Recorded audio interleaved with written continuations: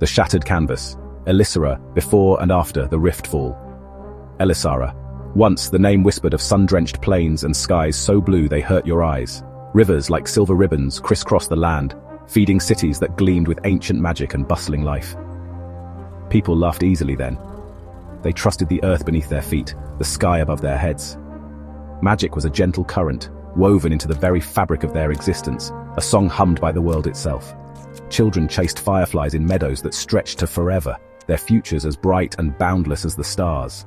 It was a world of harmony, a tapestry of vibrant colors, a testament to peace and prosperity, utterly unaware of the horrors that lurked just beyond the veil of reality, waiting. Then came the riftfall. It was not a gradual decay, no slow dimming of the light. It was a scream, a tear in the very sky, a violent rending of dimensions. The heavens shattered, spitting forth chaos and beings of pure, untamed energy, the echoes. One moment, Elisara was whole. The next, it was a broken mirror, reflecting a nightmare. The land convulsed, mountains buckled, and the seas boiled with an unnatural rage. Cities crumbled to dust, swallowed by the fractured earth or consumed by ethereal flames that burned with no fuel. The familiar blue sky was ripped apart, replaced by a swirling vortex of alien colors, a constant terrifying reminder of the wound inflicted upon their world. The impact was immediate, devastating. Millions perished in the initial cataclysm. Survivors found themselves in a new, brutal reality. The air itself thrummed with a raw, untamed power, a dangerous energy that twisted the familiar landscape into something alien and threatening. Strange flora, glowing with an eerie luminescence, choked the ruins of once great cities. Mutated creatures, warped by the dimensional energies, roamed the desolate wastes, their cries echoing in the perpetual twilight. The very laws of nature seemed to fray at the edges, replaced by the unpredictable whims of the rift's lingering influence. Hope became a scarce commodity, a flickering candle in an overwhelming darkness. Elisara was no more. In its place stood a fractured world, a mosaic of desolation and danger. The rift, a colossal shimmering tear in the fabric of reality, pulsed ominously, a gateway to realms unknown and terrifying. From its depths, the echoes continued to spill, beings of immense power and sorrow, their very presence a constant source of instability. The survivors learned to adapt or die. They huddled in fortified settlements, scavenging amidst the ruins of their past, forever haunted by the memory of what was lost and the ever-present threat of what now was. The vibrant tapestry was gone, replaced by a grim grey shroud, a world forever scarred. A scavenger's spark, enter Yuki Ren. Yuki Ren was a child of this broken world. He knew nothing of the Elisara that was, only the Elisara that is. He was born in the shadow of the rift, his lullabies the distant howls of mutated beasts and the crackle of unstable energies. His playground was the ruins, his toys the discarded remnants of a forgotten age. A scavenger, that was his life. He navigated the treacherous debris fields, his small, nimble form a familiar sight in the skeletal remains of Old Haven. He searched for scraps, for anything of value that could be traded for food, for a moment's respite from the gnawing hunger and the ever-present fear that stalked the wastelands. He was young, barely a man, yet his eyes held the weariness of an old soul. They were a startling, piercing blue, a stark contrast to his perpetually dirt-streaked face and tangled black hair. These eyes had seen too much loss, too much suffering. He moved with a wiry grace, a product of years spent dodging dangers, both human and otherwise. He was quick-witted, resourceful, his survival instincts honed to a razor's edge. But beneath the hardened exterior, a flicker of something else remained, a stubborn ember of hope, of defiance. He scavenged not just for himself, but for his younger sister Lyra, his last remaining family, his only anchor in this chaotic world. His days were a relentless cycle of risk and reward. He would venture into crumbling structures, their foundations groaning under the strain of the rift's influence, always listening, always alert.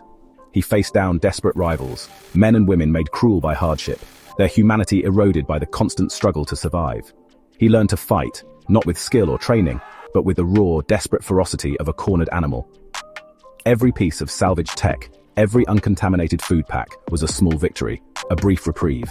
He lived on the edge, a tightrope walker in a hurricane, never knowing when the next gust would send him plummeting. Life in the outer settlements was harsh, unforgiving. Trust was a luxury few could afford. Yuki had learned this lesson early, painfully. He built walls around his heart, protecting the small, vulnerable part of him that still remembered warmth, that still yearned for something more than mere survival. His only solace was the thought of Lyra, her smile, the rare moments of peace they could snatch amidst the chaos. She was his reason, his purpose. For her, he would brave any ruin, face any monster, endure any hardship. He was just a scavenger, yes, but within him, a spark of something greater lay dormant, waiting for the right kindling.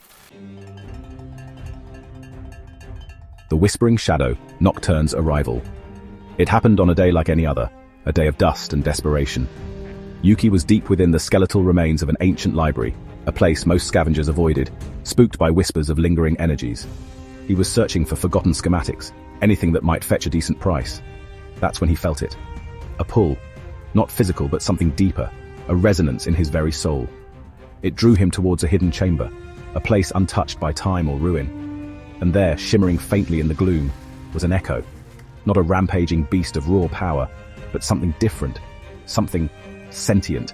It was a wisp of shadow and starlight, its form shifting, ethereal.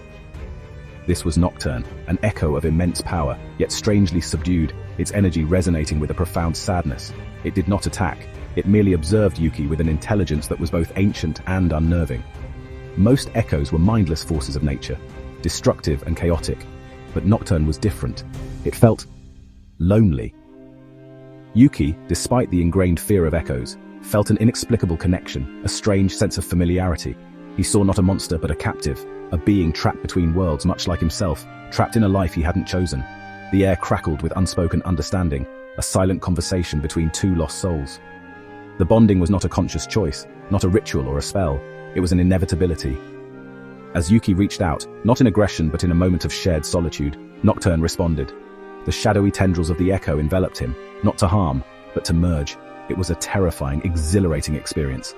Power, raw and untamed, surged through Yuki's veins, a torrent of cosmic energy that threatened to overwhelm him. He felt Nocturne's ancient memories, its sorrow, its immense power, all flooding his mind. It was a baptism by starlight and shadow, a fusion of human and echo, forging an unbreakable link between them. When it was over, Yuki was changed. He was no longer just Yuki Ren, the scavenger. He was Yuki Ren, bonded to Nocturne. The echo was a part of him now, a whisper in his thoughts, a shadow at his side. Nocturne's power was his to command, yet it came with a heavy price. He could feel the echo's constant presence, its alien thoughts mingling with his own. The bond was a two-way street. Nocturne felt Yuki's emotions, his hopes, his fears. This connection, while granting him abilities beyond his wildest dreams, also made him a target. And it deepened the mystery of his own existence, hinting at a destiny far more complex than simple survival. Forging the soul, the art and agony of power, SoulForging. This was the name given to the rare and dangerous art of bonding with an echo, of weaving its raw, chaotic energy into one's own being. It was more than just a partnership, it was a true fusion, a melding of souls that granted the human host incredible abilities. With Nocturne's essence intertwined with his, Yuki could manipulate shadows, moving unseen through the darkest corners. He could draw upon Nocturne's ethereal energy to enhance his physical prowess, granting him speed and strength he never knew he possessed. The world around him seemed to bend to his will, the very air thrumming with potential. But this power was not without its cost. A terrible, draining cost. Each time Yuki drew upon Nocturne's abilities, he felt a piece of himself fray. The echo's immense energy was a volatile force, and channeling it put an incredible strain on his human body and mind. Headaches, nosebleeds, and crippling fatigue became his constant companions. Worse still was the mental toll. Nocturne's alien consciousness, its ancient sorrows and primal urges, constantly threatened to overwhelm Yuki's own personality. He had to fight every single day to maintain his sense of self, to prevent the powerful echo from consuming him entirely. It was a delicate, dangerous dance on the edge of oblivion. The deeper the bond, the greater the power, and the higher the price. SoulForgers learned to manage this balance, to draw just enough power without succumbing to its corrupting influence or the echo's will. Failure meant madness, or worse, becoming a mindless puppet, a mere vessel for the echo's destructive might. Many who attempted SoulForging were destroyed by it, their bodies unable to contain the raw energies, their minds shattered by the psychic onslaught. It was a path few dared to tread, and even fewer survived with their sanity intact. Yuki felt this precarious balance constantly, the allure of power warring with the instinct for self-preservation. Mastering SoulForging was not just about controlling the echo, it was about understanding it, about finding a harmony between two disparate beings. Yuki had to learn Nocturne's rhythms, its triggers, its needs. He had to earn its trust, not as a master commands a tool, but as one soul acknowledges another. This journey of mastery was fraught with peril, a constant internal battle. The power was seductive, whispering promises of strength and control in a world that had offered him neither. But Yuki knew, deep down, that true strength lay not in domination but in balance, in the fragile, terrifying symbiosis he now shared with the shadow called Nocturne. Section 5. The Black Ember's Crucible. Trials and Training. News of a human bonded with a sentient echo like Nocturne traveled fast, even in the fractured remnants of Elisara. It reached the ears of the Black Ember Guild, a clandestine organization of SoulForgers. They were a mixed bag, some driven by a desire to protect what little remained of humanity, others by a thirst for power and control. They saw in Yuki and Nocturne a potent weapon, or perhaps a dangerous anomaly. Soon their agents found him, extending an invitation that was less a request and more a command. For Yuki, desperate to understand his new abilities and protect Lyra, the guild seemed like the only viable path. A chance to learn, to control the chaos within. The guild's headquarters was a hidden fortress, built into the scarred heart of a dormant volcano, a place of stark discipline and relentless training. Here, Yuki was thrust into a brutal crucible. The training was designed to push SoulForgers to their absolute limits, to weed out the weak and forge the strong into living weapons. He endured grueling physical conditioning, learning to fight with weapons and with his bare hands. He was pitted against other trainees, some friendly, many hostile, all vying for recognition and power within the guild's strict hierarchy. The days were long, filled with pain and exhaustion, the nights haunted by Nocturne's whispers and his own mounting fears. Under the tutelage of stern, experienced SoulForgers, Yuki began to learn the intricacies of his bond with Nocturne. He practiced controlling the shadow manifestations, shaping them into weapons or shields. He learned to draw upon Nocturne's senses, to see in the dark, to feel the subtle shifts in energy around him. But the guild's methods were harsh. They focused on utilitarian control, on weaponizing the echoes, often disregarding the sentient nature of beings like Nocturne. Yuki felt a growing unease with their cold, pragmatic approach. They taught him to suppress, to dominate, rather than to understand and harmonize, a philosophy that chafed against his burgeoning connection with his echo. Despite the brutal regime, Yuki grew stronger. His control over Nocturne's power sharpened, his reflexes quickened, and his understanding of soul-forging deepened, albeit through the guild's militaristic lens. He learned to shield his mind from Nocturne's overwhelming emotions, to channel the echo's power with greater precision. He made tentative alliances, found fleeting moments of camaraderie amongst the other recruits, each with their own burdens and desperate hopes. But the guild's secrets were many, and its true agenda remained shrouded in shadow. Yuki was a tool being sharpened, but for what ultimate purpose he could not yet discern. The crucible was forging him, but into what he was beginning to dread. Section 6. Whispers in the Dark Unmasking the Conspiracy. As Yuki delved deeper into the workings of the Black Ember Guild, he began to notice inconsistencies, whispers of a darker purpose lurking beneath their stated goals of order and protection. There were restricted areas, hushed conversations that ceased when he approached, and a chilling focus on accumulating more echoes, not just bonding with them, but containing them. Nocturne too grew agitated whenever they neared certain sections of the guild's fortress, its shadowy form coiling with a primal fear and anger that resonated deeply within Yuki. He started to question the guild's true motives, the unease in his gut growing with each passing day. The truth, when he finally stumbled upon it, was far more horrifying than he could have imagined. He discovered hidden laboratories, places of terrible experimentation. Here, elite humans within the guild, driven by a desperate and twisted ideology, were not seeking symbiosis with echoes, but their subjugation and destruction. They were harvesting echoes, draining their energy, dissecting their forms, all in a perverse attempt to understand their power, and ultimately, to find a way to seal the rift for good. They believed the echoes were a blight, a plague to be eradicated, even if it meant committing atrocities against sentient beings. Their plan was audacious and cruel. They intended to use the accumulated energy of countless sacrificed echoes to power a colossal arcane device, one designed to forcibly close the rift, severing Elisara from the echo's dimension forever. They believed this was the only way to save their world, to restore some semblance of the old order. But the cost was unthinkable. The annihilation of an entire species of sentient beings, many of whom, like Nocturne, were capable of thought, emotion, and suffering. The guild's leadership, a council of powerful and ruthless soul-forgers, saw this as a necessary evil, a grim calculus for the survival of humanity. Yuki was horrified. The people he had begun to trust, the organization that had offered him a semblance of belonging, were monsters cloaked in righteousness. Nocturne's sorrow and rage mirrored his own.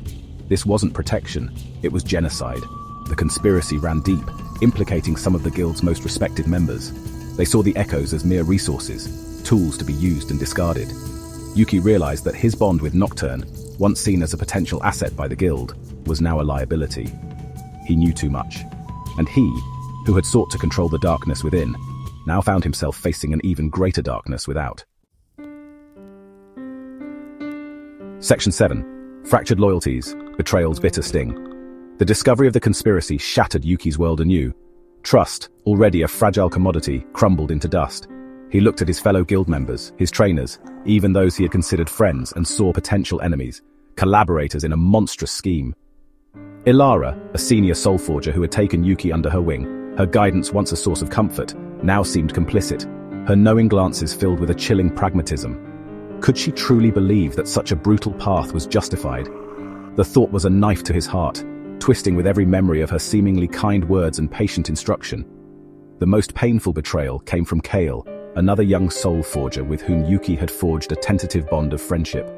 They had trained together, fought side by side, sharing stories of their pasts and dreams for a future free from the Rift's shadow.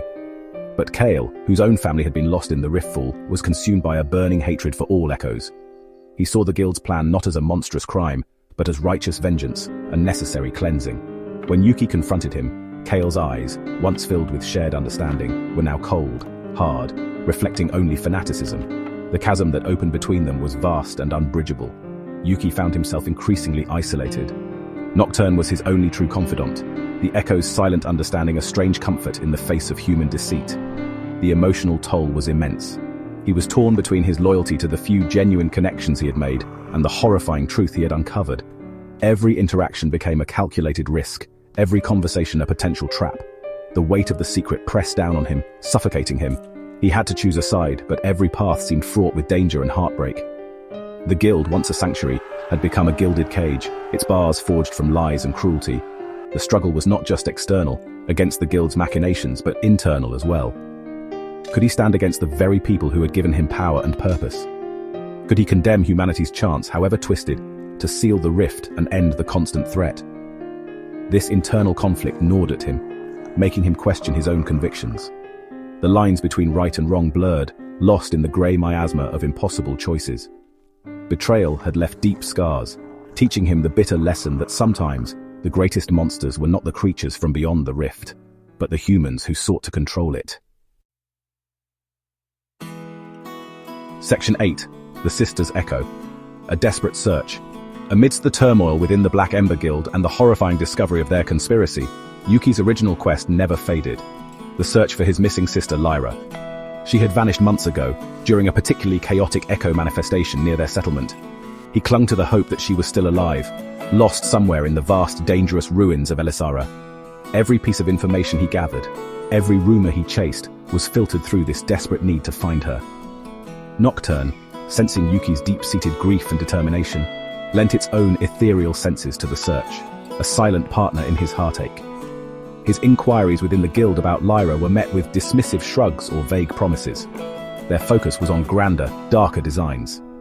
But Yuki persisted, using his growing abilities and the network of scavengers and informants he still maintained from his old life. He learned of a particular echo hotspot, a place where rift energies were unusually concentrated, and where strange disappearances had been reported. A chilling premonition took root in his heart. Lyra's fate might be intertwined with the very beings the guild sought to eradicate. This fear drove him onward with a renewed, frantic urgency. The search led him through treacherous landscapes, far from the relative safety of the guild's fortress. He faced mutated creatures, rival scavenger gangs, and the ever-present danger of unstable rift zones. Nocturne was his constant companion, its shadowy powers his shield and weapon. During one perilous journey into an uncharted ruin, he found a small, tattered piece of fabric, unmistakably from Lyra's favorite shawl. Hope, sharp and painful, surged through him. She had been here, but where was she now? The trail was faint, a whisper in the wind, but it was enough to fuel his relentless pursuit. The clues eventually pointed towards a horrifying possibility. Whispers spoke of humans being taken, not by mindless echoes, but by something more deliberate, something connected to the rift itself.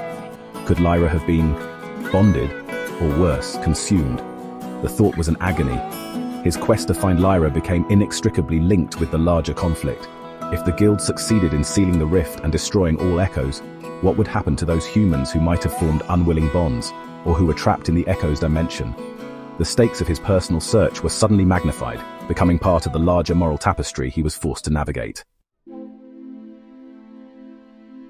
Section 9. The Anvil of Choice. World, Sister, or Freedom. Yuki stood at a precipice, the fate of worlds resting on his young shoulders.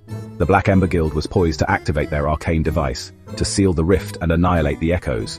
This act, they claimed, would save Elisara, restore peace, and prevent further incursions. It was a promise of salvation, bought at the price of genocide. On one hand, he saw a world free from the constant terror of the rift, a chance for humanity to rebuild, to perhaps even reclaim some semblance of its former glory. He thought of the countless lives lost, the suffering etched into the faces of every survivor. Could he deny them this chance, however flawed the method?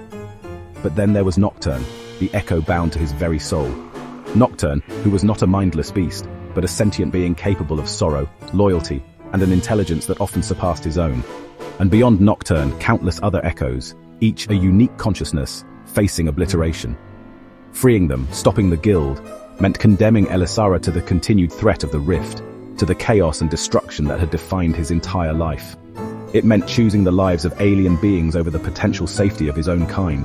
This was an unbearable weight, a choice that would stain his soul regardless of the path taken. And then there was Lyra. His desperate search had led him to believe she might be connected to the echoes in a way he hadn't dared to imagine. If the guild succeeded, if the echoes were destroyed, what would become of her? Would she be saved? Or would she be lost forever, another casualty in a war she never chose? The thought of sacrificing his sister, either to the guild's plan or to the continued chaos of an open rift, was a torment that ripped him apart. His personal quest, his love for Lyra, became a powerful, agonizing factor in his ultimate decision. Could he save his sister, even if it meant damning the world or forsaking the echo's freedom? The anvil of choice was hot, the hammer of consequence ready to fall. Save his world by sacrificing another, save his sister by potentially dooming both, or fight for the freedom of the echoes, embracing an uncertain future where coexistence, however fragile, might be possible. There were no easy answers, no morally pure paths. Each option demanded a terrible sacrifice. Yuki Ren, the scavenger boy who had bonded with a shadow, now faced a decision that would define not only his own destiny, but the fate of Elisara and the echoes alike. The echoes of the rift were silent, waiting for his answer, for the forging of his final terrible choice.